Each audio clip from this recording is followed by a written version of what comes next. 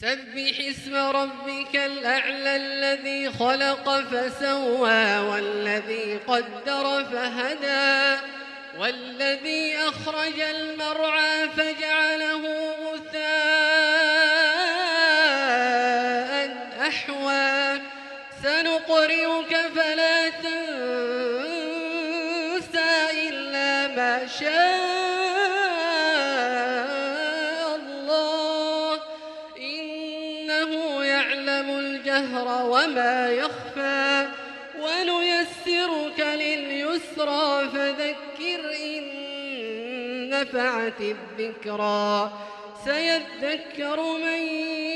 يخشى ويتجنبها الأشقى الذي يصلى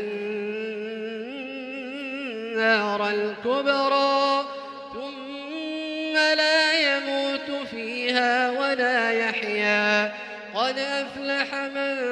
تزكى وذكر اسم ربه فصلى بل تؤثرون الحياة الدنيا والآخرة خير وأبقى إن هذا لفي الصحف الأولى صحف إبراهيم وموسى.